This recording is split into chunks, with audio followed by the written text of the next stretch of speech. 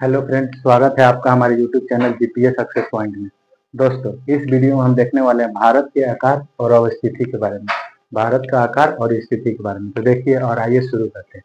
तो देखिए, हमारा जो पृथ्वी है ये अपने अक्ष पर 23.5 डिग्री झुका हुआ है। लेकिन कितने लोगों को कंफ्यूजन यहाँ पे होती है कि 23.5 डिग्री झुका हुआ है या 66.5 डिग्री झुका हुआ है। तो आइए पहले हम इस पॉइंट को समझते हैं।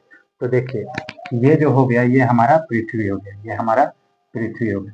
ये अपने अक्ष पर कुछ ऐसे झुका हुआ है। कैसे? ऐसे झुका हुआ है। पृथ्वी अपने अक्ष पे ऐसे झुका हुआ है, ठीक ना। पृथ्वी अपने अक्ष पर इस तरह झुका। अब हम इसको, पृथ्वी को झुका हुआ है, तो हम यहाँ से पृथ्वी की कक्षा तल का निर्माण करते हैं। क्या निर्माण करते हैं?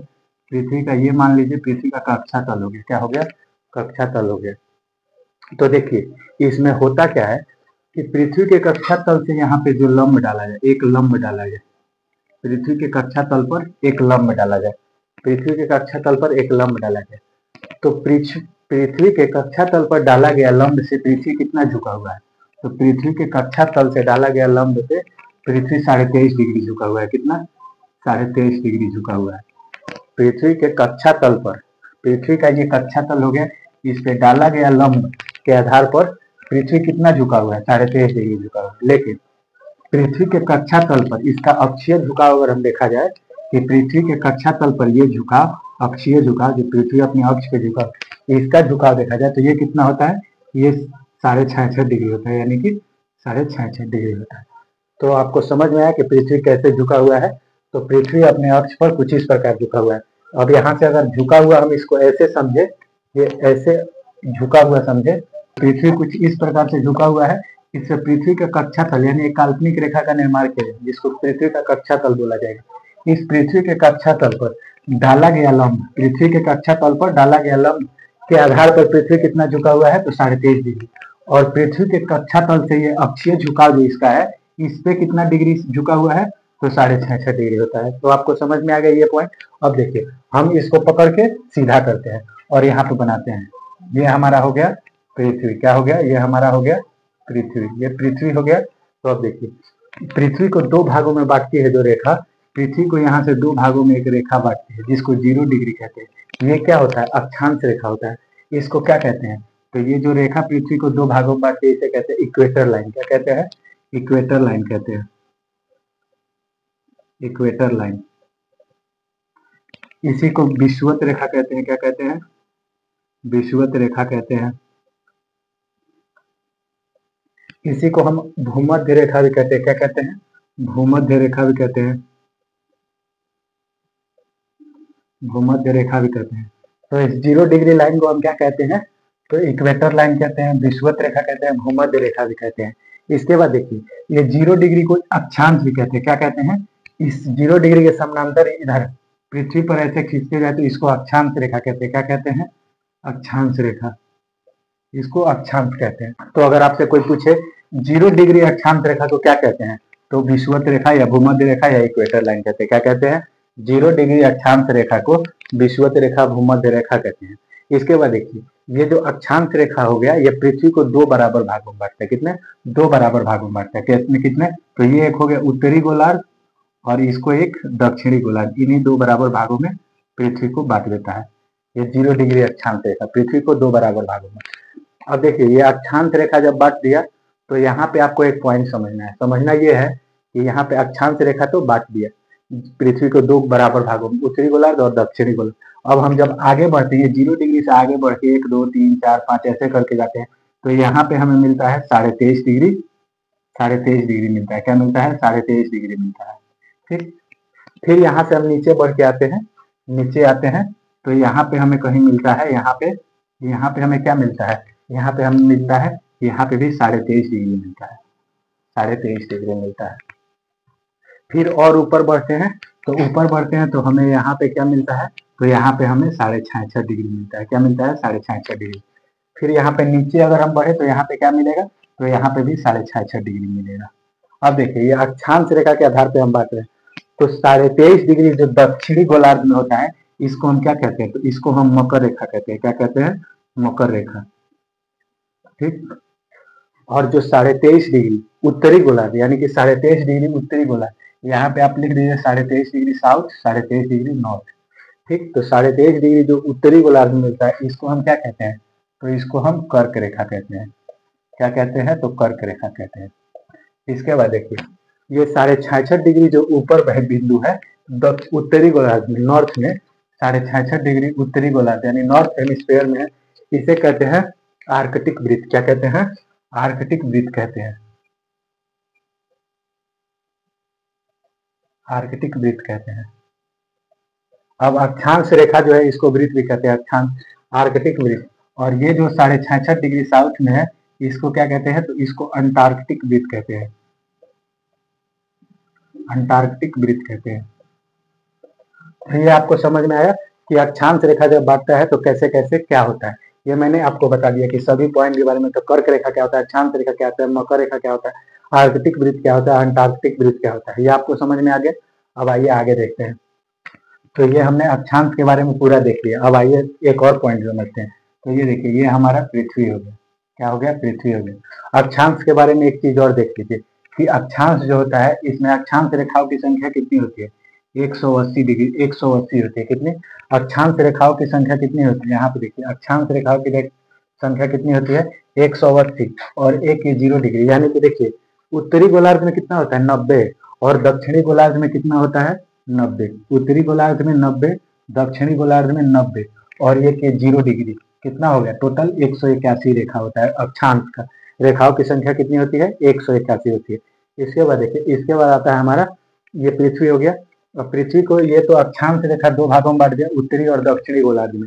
अब यहाँ से ये हो गया ध्रुव, उत्तरी ध्रुव, और ये हो गया दक्षिणी ध्रुव। उत्तरी ध्रुव को दक्षिणी ध्रुव से मिलाने वाली रेखा, ये उत्तरी ध्रुव को दक्षिणी ध्रुव से मिलाने वाली रेखा को क्या कहते हैं हम, देशांतर रेखा कहते हैं। क्या कहते हैं, तो देशांतर रेखा कहते हैं, देशांतर रेखा कहते हैं। ठीक। अब इसके बाद देखिए ये जो हमारा देशांतर रेखा हो गया, ये उत्तरी ध्रुव और दक्षिणी ध्रुव को मिलाता है। ये ऐसे घूम के आके फिर ऐसे मिलाता है, फिर ऐसे घूम के आके ऐसे मिलाता है। ये देशांतर रेखा हमारे पृथ्वी को दो गोलार्धों में बांटता है। तो एक पूर्वी गोलार्ध, एक पूर्वी और एक पश्चिमी, पश्चिमी दो गोलार्धों में बांटता है पृथ्वी को। क्या, देशांतर रेखा दो गोलार्धों में बांटता है। तो ये आपको समझ में आ गया। तो ठीक है, अब देखिए एक पॉइंट मैं आपको और समझा देता हूँ। ये तो ऐसे घूम के आता है, फिर ऐसे आएगा और ऐसे मिलेगा, फिर ऐसे घूम के आएगा, ऐसे मिलेगा। तो जो सबसे ज्यादा डिफरेंस होता है देशांतर रेखा के बीच, सबसे ज्यादा डिफरेंस होता है वो कहाँ पे होता है, तो वो सबसे ज्यादा डिफरेंस कहाँ होता है, तो भूमध्य रेखा पर होता है। यहाँ पे, यहाँ पे आपका कहीं भूमध्य रेखा है ना, 0 डिग्री, तो यहीं पे दो देशांतर रेखाओं के बीच की दूरी सबसे अधिक होती है। और दो देशांतर रेखाओं के बीच का जो हिस्सा होता है उसे क्या कहते हैं, तो इसे गौर कहते हैं। क्या कहते हैं, दो देशांतर रेखाओं के बीच की दूरी को क्या कहते हैं, गौर कहते हैं। दो देशांतर रेखाओं के बीच की दूरी को गौर कहते हैं। और दो अक्षांश रेखाओं के बीच की दूरी को क्या कहते हैं, तो कटिबंध कहते हैं। क्या कहते हैं, कटिबंध कहते हैं। दो देशांतर रेखाओं, दो अक्षांश रेखाओं के बीच की दूरी को कटिबंध कहते हैं। और दो देशांतर रेखाओं के बीच की दूरी को गौर कहते हैं। ये आपको समझ में आ गया पॉइंट। अब देखिए मैंने आपको समझा दिया कि देशांतर रेखा पृथ्वी को दो भागों में बांटता है। अब देखिए एक चीज और समझिए कि ये दो देशांतर रेखा है, 1 डिग्री देशांतर रेखा है, ये जो है इसको 0 डिग्री कहते हैं। जो पृथ्वी को दो भागों में बांटता है ये 0 डिग्री देशांतर रेखा होता है। उसके बाद देखिए ये 0 से 1 यानी कि 1 डिग्री देशांतर जाने में, 1 डिग्री देशांतर जाने में हमें कितने मिनट का टाइम लगता है, तो 4 मिनट का टाइम लगता है। कितने, 4 मिनट का टाइम लगता है। तो हमारे देशांतर रेखा की संख्या कितनी होती है, तो देशांतर रेखा की संख्या होती है 360।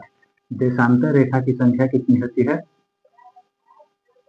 देशांतर रेखा की संख्या कितनी होती है, तो 360 होती है।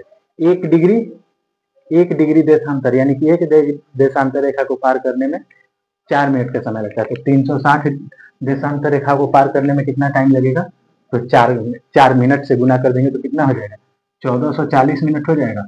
अब ये मिनट हो गया, इसको घंटे में बदलने के लिए हम 60 से भाग करेंगे, तो 60 से भाग करेंगे तो हमारा कितना आ जाएगा, 24 आ जाएगा। तो देखिए ये 24 घंटे में हमारा पृथ्वी एक चक्कर लगा लेता है अपने, आपको समझ में आया कि 24 घंटे में पृथ्वी अपने अक्ष पर एक चक्कर लगा लेता है। तो ये हो गया 24 घंटा। आपको समझ में आ गया। तो यही था हमारे देशांतर रेखा के बारे में। अब देखिए मैंने आपको यहाँ पे अक्षांश रेखा समझा दिया, अब यहाँ पे देशांतर रेखा। अब हम एक पॉइंट लेते हैं और दोनों को, ग्लोब में दोनों को देखते हैं पृथ्वी पर। ये हमारा हो गया पृथ्वी, क्या हो गया, पृथ्वी हो गया। ये हो गया हमारा 0 डिग्री देशांतर रेखा, ये हमारा हो गया 0 डिग्री अक्षांश रेखा। 0 डिग्री देशांतर रेखा, 0 डिग्री अक्षांश रेखा, ये आपको समझ में आ गया। इसको विषुवत रेखा, भूमध्य रेखा कहते हैं, आप याद रखिए। ये बांट दिया हमारे पृथ्वी को उत्तरी गोलार्ध, उत्तरी गोलार्ध और दक्षिणी। 0 डिग्री देशांत अक्षांश रेखा उत्तरी गोलार्ध और दक्षिणी गोलार्ध में बांट दिया, तो नॉर्थ और साउथ में बांट दिया, ठीक। और ये देशांतर रेखा जो 0 डिग्री है, हमारे पृथ्वी को दो भागों में बांट दिया, पूर्वी गोलार्ध और पश्चिमी गोलार्ध, दो भागों में बांट दिया। ये आपको समझ में आ गया। अब इसके बाद आगे देखिए, ये ईस्ट को यहाँ पे लिखिए, उत्तरी गोलार्ध और पूर्वी गोलार्ध दो भागों में बांट दिए। अब देखिए यहाँ पे हम, ये 0 डिग्री है, इससे हम आगे बढ़ते जाएंगे तो हमें यहाँ पे आगे बढ़ते गए तो यहाँ पे कहीं हमें मिलेगा 8 डिग्री 4 मिनट। क्या मिलेगा? 8 डिग्री 4 मिनट मिलेगा ना। फिर और आगे बढ़ते जाए तो हमें यहाँ पे क्या मिलेगा? यहाँ पे मिलेगा 37 डिग्री 6 मिनट मिलेगा। इसके बाद देखिए, ये तो अक्षांशीय विस्तार हम देख लिए। उसके बाद अगर हम देशांतरीय विस्तार देखिए, यहाँ पे 0 डिग्री है, अगर हम आगे बढ़ते जाए तो हमें कहीं यहाँ पे मिलेगा, यहाँ पे क्या मिलेगा? तो यहाँ पे मिलेगा हमें 68 डिग्री 7 मिनट, 68 डिग्री 7 मिनट हमें आगे कहीं मिलेगा। फिर हम यहाँ से आगे बढ़ते जाए तो हमें यहाँ पे मिलेगा 97 डिग्री 25 मिनट। तो ये हमारा देशांतरीय विस्तार हो गया, 68 डिग्री 7 मिनट से 97 डिग्री 25 मिनट।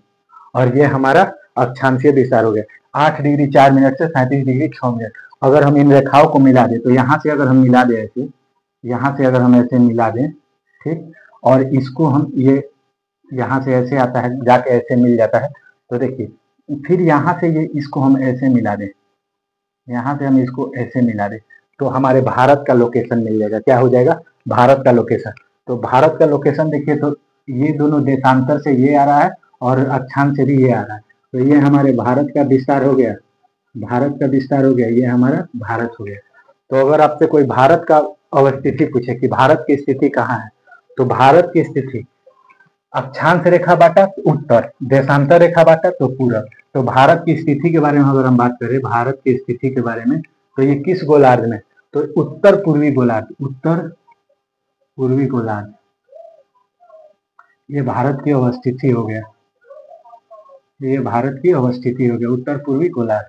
अगर आपसे कोई पूछे कि भारत की स्थिति क्या है, तो उत्तर पूर्वी गोलार्ध। मैंने आपको समझा भी दिया कि 0 डिग्री अक्षांश रेखा भारत को उत्तर और दक्षिण में बांटता है, पृथ्वी को माफ कीजिएगा, पृथ्वी को उत्तर दक्षिण में बांटता है, और 0 डिग्री देशांतर रेखा पूर्वी और पश्चिमी भाग में बांटता है। तो भारत कहाँ है? इधर देखिए ईस्ट और इधर देखिए नॉर्थ, तो मिला के नॉर्थ ईस्ट यानी कि उत्तर पूर्वी गोलार्ध में। अब देखिए, अगर आपसे कोई भारत का अक्षांशीय विस्तार पूछे, क्या पूछे? अक्षांशीय विस्तार। अगर कोई आपसे अक्षांशीय विस्तार पूछे तो देखिए, भारत का अक्षांशीय विस्तार क्या है? 8 डिग्री 4 मिनट, 8 डिग्री 4 मिनट। यहाँ पे देखिए ये नॉर्थ में है हमारा, क्या कहाँ विस्तार है? नॉर्थ में। तो 8 डिग्री 4 मिनट नॉर्थ से लेके 37 डिग्री 6 मिनट नॉर्थ तक, ये हमारा क्या हो गया? अक्षांशीय विस्तार। अब देखिए ये 8 डिग्री 4 मिनट जो मैं आपको बता रहा हूँ, ये भारत के मुख्य भूभाग की है। क्या? मुख्य भूभाग के पॉइंट है 8 डिग्री 4 मिनट, जो कन्याकुमारी में है। लेकिन अगर आप बात करें सबसे दक्षिणतम पॉइंट का, तो वो कितना है? 6 डिग्री 4 मिनट नॉर्थ है दक्षिणतम पॉइंट। तो यहाँ से लेके 6 डिग्री 4 मिनट नॉर्थ से लेके 37 डिग्री 6 मिनट तक ये क्या हो गया? भारत का अक्षांशीय विस्तार हो गया। अगर आपको ऑप्शन में ये मिले तो ये लगाइए, ये मिले तो ये लगाइएगा। उसके बाद देखिए, अगर हम भारत के देशांतरीय विस्तार के बारे में बात करें, इसके बारे में, देशांतरीय विस्तार के बारे में, अगर हम देशांतरीय विस्तार के बारे में बात करें तो देखिए, देशांतरीय विस्तार 68 डिग्री 7 मिनट से, 68 डिग्री 7 मिनट, 68 डिग्री 7 मिनट से 97 डिग्री 25 मिनट। अब देखिए इसमें यहाँ से ये 0 डिग्री है, तो इधर ईस्ट होता है, इधर वेस्ट होता है। तो भारत की अवस्थिति किधर है? ईस्ट में है। तो यहाँ पे क्या आएगा? 68 डिग्री 7 मिनट ईस्ट से 97 डिग्री 25 मिनट ईस्ट। ये हमारा हो गया भारत का अक्षांशीय और देशांतरीय विस्तार।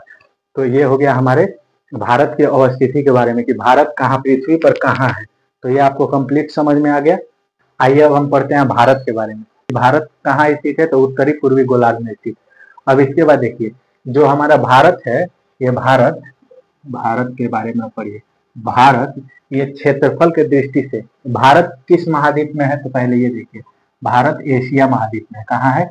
एशिया महाद्वीप में है, एशिया महाद्वीप में, ठीक। उसके बाद देखिए भारत जो है ये क्षेत्रफल की दृष्टि से, किसके बारे में बात करें हम, क्षेत्रफल के बारे में बात करें, किसके बारे में, क्षेत्रफल के बारे में। तो क्षेत्रफल की दृष्टि से भारत का स्थान कौन सा है, तो भारत का स्थान 7वां है। कौन सा है, 7। अब ये 7 है, तो इससे पहले कौन कौन है, तो इसके पहले जो देश है उनको याद करने का ट्रिक है। देखिए उसको याद करने का जो ट्रिक है, तो ट्रिक जो इसका है वो है रुक, चीन, अब आना भारत।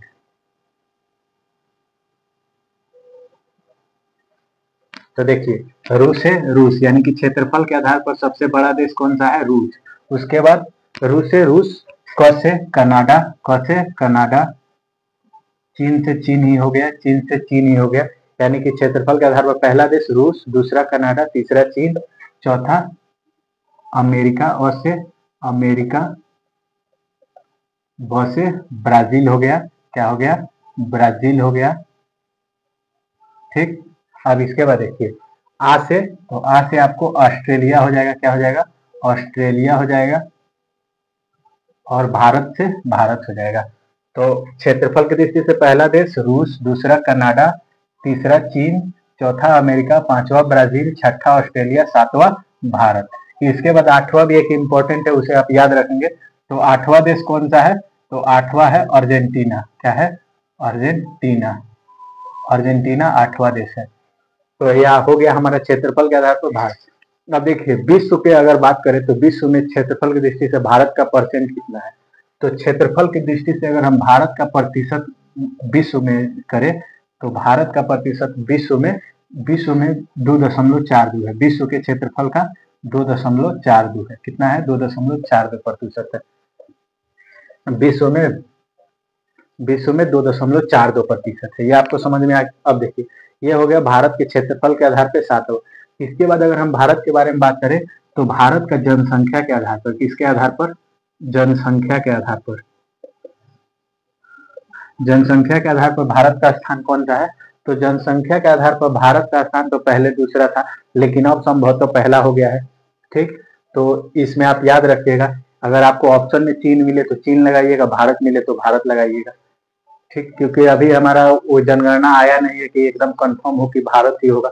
ठीक, तो देखिए जनसंख्या के आधार पर भारत का, अगर मैं जनसंख्या के हिसाब से 2011 की जनगणना के हिसाब से बताऊं तो दूसरा है। क्या है, दूसरा है, यानी सेकेंड है। पहला किसका स्थान है, तो पहला चीन। जनगणना के आधार पर मैं बता रहा हूँ। अगर ऐसे अभी सबको पता है कि अभी जनसंख्या भारत का आगे चला गया। ठीक, इसके बाद देखिए अब हम भारत के बारे में बात करते हैं। तो जनसंख्या के आधार पे भारत का विश्व में कितना हिस्सा है, तो जनसंख्या के आधार पर भारत विश्व में कितना प्रतिशत निवास करता है, तो 17.5% जनसंख्या भारत में निवास करता है। विश्व का 17.5% जनसंख्या भारत में निवास करता है। तो ये हो गया। अब आइए हम भारत के बारे में कुछ और पॉइंट समझते हैं। तो देखिए मैं यहाँ पे भारत का मैप बना रहा हूँ। ये हो गया हमारा भारत। यहाँ पे आपको श्रीलंका मिल जाएगा। क्या मिल जाएगा, श्रीलंका। और यहाँ पे आपको द्वीप मिल जाएगा, अंडमान निकोबार द्वीप। ठीक, अब यहाँ पे देखिए ये हो गया हमारा भारत। तो ये भारत जो है यहाँ पे इसका सबसे ऊपरी बिंदु है, ऊपरी पॉइंट है। इसको क्या कहते हैं, तो ऊपरी पॉइंट को क्या कहते हैं, इंदिरा कॉल कहते हैं। क्या कहते हैं, इंदिरा कॉल कहते हैं।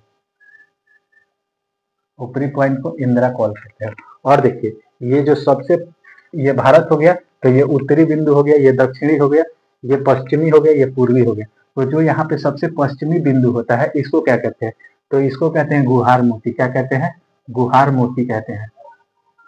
सबसे पश्चिमी बिंदु को क्या कहते हैं, गुहार मोती का। और यहाँ पे जो सबसे पूर्वी बिंदु जो अरुणाचल प्रदेश में, इसे क्या कहते हैं, किबिथु कहते हैं। क्या कहते हैं, किबिथु कहते हैं। अब देखिए और यहाँ पे जो देखिए, यहाँ पे आपको समझने का, ये जो है ये हमारा 8 डिग्री 4 मिनट जो मैंने आपको बताया था वो है। तो ये कन्याकुमारी में, इसका नाम क्या है, तो इसका नाम केप कोमोरिन है। क्या है, केप कोमोरिन। इसको कहते हैं इंदिरा गांधी। तो ये मुख्य भूभाग का सबसे अंतिम पॉइंट है, दक्षिणतम पॉइंट है। अगर हम भारत का सबसे दक्षिणतम पॉइंट की बात करें तो यहाँ पे आपको मिलेगा, यहाँ पे क्या मिलेगा, तो यहाँ पे आपको मिलेगा इंदिरा पॉइंट, जो अंडमान निकोबार में ही है। तो यहाँ पे आपको क्या मिलेगा, इंदिरा पॉइंट। यहाँ पे ये 6 डिग्री 4 मिनट होता है। ठीक, ये क्या होता है, ये 8 डिग्री 4 मिनट होता है, 8 डिग्री 4 मिनट। ये कितना होता है, तो ये 97 डिग्री 25 मिनट होता है। ये कितना होता है, तो ये 68 डिग्री 7 मिनट होता है। ठीक, ये देखिए ये कितना होता है, तो ये 8 डिग्री से लेके 37 डिग्री 6 मिनट तक होता है। ये मैंने आपको समझा दिया है पूरा। तो ये हमारा इंदिरा पॉइंट हो गया। तो अगर आपसे एग्जाम में पूछ ले कि भारत का सबसे दक्षिणतम पॉइंट कौन सा है, तो इंदिरा पॉइंट 6 डिग्री 4 मिनट पे। इंदिरा पॉइंट को और क्या नाम से जानते हैं, तो और नाम से जानते हैं पार्सन्स पॉइंट। क्या जानते हैं, पार्सन्स पॉइंट। और किस नाम से जानते हैं, तो पिग्मेलियन पॉइंट। किस नाम से जानते हैं, तो पिग्मेलियन पॉइंट। पिग्मेलियन पॉइंट के नाम से। इंदिरा पॉइंट को किस किस नाम से जानते हैं, तो पार्सन्स पॉइंट, पिग्मेलियन पॉइंट इस नाम से जानते हैं। ये आपको समझ में आ गया। देखिए ये हमारा कहाँ है, तो ये हमारा कन्याकुमारी से है। ये आपको समझ में आ गया। तो ये मैंने आपको 4 पॉइंट समझा दिया। देखिए कौन कौन, कि सबसे उत्तरी बिंदु है इसको क्या कहते हैं, इंदिरा पॉइंट। सबसे दक्षिणतम बिंदु को क्या कहते हैं, इंदिरा पॉइंट। और सबसे पश्चिमी बिंदु को क्या कहते हैं, गुहार मोती। और सबसे पूर्वी बिंदु को किबिथु कहते हैं। ये आपको समझ में आ गया। अब देखिए ये जो है, ये भारत का उत्तर से दक्षिणी विस्तार। क्या, उत्तर से दक्षिणी विस्तार। ये भारत का उत्तर से दक्षिणी विस्तार। इसे अगर हम मिला है, भारत का उत्तर से दक्षिणी विस्तार ये कितना होता है, ये 3214 किलोमीटर होता है। कितना होता है, 3214 किलोमीटर भारत का उत्तर से दक्षिण विस्तार। उत्तर से दक्षिण विस्तार 3214 किलोमीटर। और यहाँ पे पश्चिम से पूरब कहिए या पूरब से पश्चिम कहिए, इसका विस्तार कितना होता है, तो इसका विस्तार होता है 2933 यानी 2933 किलोमीटर। ये हमारा पूरब से पश्चिम की ओर विस्तार होता है। ये आपको समझ में आ गया। तो मैंने आपको क्या समझा दिया, भारत का उत्तर से दक्षिण विस्तार बता दिया, पूरब से पश्चिम, पश्चिम से पूरब से पश्चिम का विस्तार बता दिया। अब देखिए अगर आप एक चीज देखें, तो यहाँ पे ये भारत का क्या हो गया, ये पॉइंट हो गया पश्चिमी पॉइंट 68 डिग्री 7 मिनट। और ये पूर्वी पॉइंट हो गया, कितना हो गया, 97 डिग्री 25 मिनट। अगर इन दोनों का आप अंतर निकाले तो लगभग में आपका कितना 30 डिग्री आ जाएगा, लगभग में 30 डिग्री। 1 डिग्री कितने बराबर से होता है, 1 डिग्री जो विस्तार होता है वो 4 मिनट के बराबर होता है। 1 डिग्री 4 मिनट के बराबर होता है। 1 डिग्री 4 मिनट के बराबर होता है। ठीक, 1 डिग्री 4 मिनट के बराबर होता है। तो 30 डिग्री कितने मिनट के बराबर होगा, तो 30 गुना 4 कर देंगे तो ये 120 मिनट के बराबर हो जाएगा। 120 मिनट कहिए या इसी को 2 घंटे कहिए। तो इधर देखिए ये हो गया गुजरात और ये हो गया अरुणाचल प्रदेश। तो गुजरात और अरुणाचल प्रदेश के बीच सूर्योदय जो होगा, इसका डिफरेंस कितना होगा, 2 घंटे का होगा। कितना डिफरेंस होगा, तो 2 घंटे का होगा।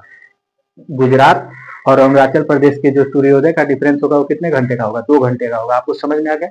अब देखिए अब आगे बढ़ते हैं। यहाँ तक आपको क्या क्या समझा दिया, इंदिरा कोल उत्तरी पॉइंट, इंदिरा कोल दक्षिणी पॉइंट, इंदिरा पॉइंट, ये हो गया गुहार मोती पश्चिमी पॉइंट, ये हो गया किबिथु। इनका सब विस्तार बता दिया, कहाँ से कहाँ तक है, इधर का लंबाई बता दिया, इधर का लंबाई बता दिया। इतना आपको समझ में आ गया। अब हम आगे देखते हैं। अब देखिए यहाँ से अगर हम बात करें तो यहाँ से कहीं से क्या एक रेखा गुजरती है, एक रेखा गुजरती है। उस रेखा को क्या कहते हैं, इस रेखा को, ये कितना डिग्री पे गुजरती है, तो 23.5 डिग्री पे। कितना, 23.5 डिग्री अक्षांश पे गुजरती है। 23.5 डिग्री अक्षांश पे जो रेखा गुजरती है उसको मैंने आपको क्या बताया, तो उसको मैंने आपको बताया था कर्क रेखा। कर्क रेखा बताया था। तो ये हमारा हो गया कर्क रेखा। ठीक, अब इसके बाद समझिए, ये जो कर्क रेखा है ये भारत को लगभग 2 बराबर भागों में बांटती है। तो अगर आप देखें इस कर्क रेखा को, तो ये भारत को 2 लगभग बराबर में भागों में बांट, कितने, 2 लगभग बराबर भागों में बांटती है। तो ये आप यहाँ पे लिख लीजिए, कर्क रेखा भारत को 2 बराबर भागों में बांटती है। भारत को लगभग 2 बराबर भागों में बांटती है, 2 बराबर भागों में बांटती है, भागों में बांटती है। ये आपको समझ में आ गया कि कर्क रेखा भारत को लगभग 2 बराबर भागों में बांटती है।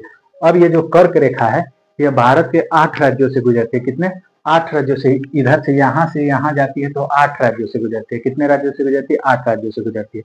तो वो 8 राज्य कौन कौन से हैं, तो कर्क रेखा जिन 8 राज्यों से गुजरती है उन्हें याद करने के लिए एक ट्रिक है। क्या ट्रिक है, तो ट्रिक ये है हमारा, ट्रिक क्या है, ट्रिक क्या है, 8 राज्यों से गुजरती है तो इसका ट्रिक है मित्र पर गमछा जा। बहुत ही फेमस ट्रिक है लेकिन सटीक ट्रिक है। क्या ट्रिक है, मित्र पर गमछा जा, मित्र पर गमछा झाड़, यही हमारा ट्रिक है। अब इसमें 8 राज्य गुजरती है, तो देखिए कौन कौन सा 8 राज्य गुजरती है। मी से आपको पहला राज्य मिलेगा कौन सा? मिजोरम। क्या मिलेगा? मिजोरम मिलेगा। तो र से आपको दूसरा राज्य क्या मिलेगा? तो र से आपको दूसरा राज्य मिलेगा त्रिपुरा। क्या मिलेगा? त्रिपुरा। प से आपको क्या मिलेगा? प से पश्चिम बंगाल मिलेगा। क्या मिलेगा? वेस्ट बंगाल। यहाँ पे लिख लीजिए पश्चिम बंगाल, वेस्ट बंगाल, बंगाल मिलेगा, वेस्ट बंगाल, पश्चिम बंगाल मिलेगा। ग से आपको कौन सा राज्य मिलेगा? ग से आपको गुजरात मिलेगा। क्या मिलेगा? गुजरात मिलेगा। म से आपको मध्य प्रदेश यानी कि एमपी मिलेगा, मध्य प्रदेश मिलेगा। छ से आपको छत्तीसगढ़ मिलेगा, छत्तीसगढ़ मिलेगा। झार से आपको झार से या झारखंड मिलेगा, झार से झारखंड मिलेगा। तो देखिए कितने राज्य होकर गुजरते हैं। 1 मिजोरम, 2 त्रिपुरा, 3 वेस्ट बंगाल, 4 गुजरात, 5 एमपी, 6 छत्तीसगढ़, 7 झारखंड। माफ कीजिएगा यहाँ पे र छूट गया है। देखिए ये र से आपको कौन सा बीच में राज्य मिलेगा? र से राजस्थान मिलेगा। क्या मिलेगा? राजस्थान मिलेगा। 8 राज्य कौन कौन से हैं? तो मिजोरम, त्रिपुरा, वेस्ट बंगाल, राजस्थान, गुजरात, छत्तीसगढ़, झारखंड। 8 राज्य कर्क रेखा से गुजरते हैं। ये आपको समझ में आया? अब देखिए यहाँ से एक पॉइंट निकलता है, यानी कि यहाँ से एक पॉइंट निकलता है। ठीक, यहाँ से एक पॉइंट निकलता है। ठीक, देखिए यहाँ से जो पॉइंट निकलता है, यहाँ से मतलब मेरा गलती हो सकता है थोड़ा सा लाइन खींचने में। तो यहाँ से जो पॉइंट निकलता है इसको 82.5 डिग्री, 82.5 डिग्री देशांतर रेखा जो निकलता है हमारा यहाँ से, इसको क्या बोलते हैं? तो ये कौन सी रेखा गुजरती है? तो भारतीय मानक समय रेखा गुजरती है। कौन सी रेखा गुजरती है? तो भारतीय मानक समय रेखा। ये कौन सी रेखा है? तो भारतीय मानक समय रेखा, भारतीय मानक समय रेखा, मानक समय रेखा। ये जो है भारतीय मानक समय रेखा, ये ग्रीनविच जो टाइम होता है, ग्रीनविच टाइम से 5.5 घंटे आगे है। कितना? 5.5 घंटे आगे है, 5.5 घंटा आगे है। ये भी आप ध्यान में रखिएगा। तो ये जो हमारा भारतीय मानक समय रेखा, ये गुजरता कहाँ से है? तो ये देखिए इलाहाबाद के नैनी से, इसी को इलाहाबाद के नैनी को ही भारतीय मानक समय माना गया। इलाहाबाद के नैनी से, इलाहाबाद के नैनी से, या इसी को आपको मिलेगा कि मिर्जापुर से गुजरती है, इलाहाबाद की मिर्जापुर से गुजरती है। तो आप ये भी ध्यान में रखिएगा। इसके बाद देखिए इसके कौन किस किस राज्य से होकर गुजरती है? जो हमारा भारतीय मानक समय रेखा, ये किस किस राज्य से होकर गुजरती है? इसे याद रखने के लिए एक ट्रिक मैं आपको बताता हूँ। वो ट्रिक क्या है? वो ट्रिक है उमकोआ, UMCOA, उमकोआ हो गया। ये आपको एकदम लाइन से ऊपर से नीचे की ओर राज्यों का क्रम के साथ आप याद करेंगे। तो यू से आपको मिलेगा यूपी। क्या मिलेगा? यूपी। एम से आपको क्या मिलेगा? एमपी मिलेगा। सी से आपको क्या मिलेगा? तो छत्तीसगढ़ मिलेगा। ठीक, ओ से आपको क्या मिलेगा? तो उड़ीसा मिलेगा। क्या मिलेगा? उड़ीसा मिलेगा। और ए से आपको क्या मिलेगा? तो ए से आपको आंध्र प्रदेश मिलेगा। तो यही वो 5 राज्य हैं। कौन कौन? यूपी, एमपी, छत्तीसगढ़, उड़ीसा और आंध्र प्रदेश। इन 5 राज्यों से होकर हमारा भारतीय मानक समय रेखा गुजरता है। और ये कहाँ से गुजरता है? इलाहाबाद के नैनी से इसको मापा जाता है। ठीक, अब देखिए ये तो हमारा हो गया कि किन किन राज्यों से गुजरता है। अब अगर मैं आपको यहाँ पे एक पॉइंट बताया कि 6 डिग्री 4 मिनट, ये भारत का सबसे दक्षिणतम पॉइंट है। तो ये जो भारत का सबसे दक्षिणतम पॉइंट है, ये हमारे भूमध्य रेखा से, यानी कि जो हमारा विषुवत रेखा इक्वेटर लाइन है, उससे कितना किलोमीटर दूर है? तो ये 876, कितना? 876 किलोमीटर दूर है। तो क्या आप समझ पाए कितना दूर है? तो 876 किलोमीटर दूर है। मैंने आपको ये समझा दिया, कर्क रेखा के बारे में बता दिया, भारतीय मानक समय रेखा के बारे में बता दिया, जो कि ग्रीनविच टाइम से 82.5 डिग्री पर है। ठीक, 82.5 डिग्री यहाँ पे ईस्ट कभी कभी दे देता है, तो आप ध्यान में रखिएगा। 5.5 घंटा आगे है। ग्रीनविच टाइम से कितना घंटे आगे है? तो 5.5 घंटा आगे है। तो अब 5.5 घंटा तो देखिए, जैसे अब जब हम लोग मैच देखते हैं, तो मैच देखते हैं हम लोग, तो मान जाइए भारत में टेस्ट शुरू होता है इंग्लैंड में, तो इंग्लैंड में जब टेस्ट 9 बजे से शुरू हो जाता है या 10 बजे से शुरू हो जाता है, तो हमारे भारत में कब शुरू होता है? तो 10 बजे से जब इंग्लैंड में टेस्ट शुरू होता है, तो हमारे भारत में 5 घंटा आगे, यानी कि 3:30 में हम मैच देख पाते हैं। 5.5 घंटा आगे, यानी कि 3:30 में हम मैच देख पाते हैं। हम इतना आगे चलते हैं। वहां 10 बजे मैच शुरू हुआ, लेकिन हमारे यहाँ कितने टाइम में मैच शुरू हुआ? 3:30 बजे शुरू हुआ। तो यही है हमारा ग्रीनविच टाइम से हमारे भारतीय मानक समय 5.5 घंटा आगे है। तो आपको ये सभी पॉइंट समझ में आ गए। अब हम कल पढ़ेंगे भारत के पड़ोसी देश के बारे में और क्या क्या भारत के बारे में पॉइंट बनता है इसके बारे में। तो मिलते हैं आपसे अगले वीडियो, तब तक के लिए आप हमारे YouTube channel GPS success point को सब्सक्राइब कीजिए, वीडियो को लाइक कीजिए और शेयर कीजिए। Thank you.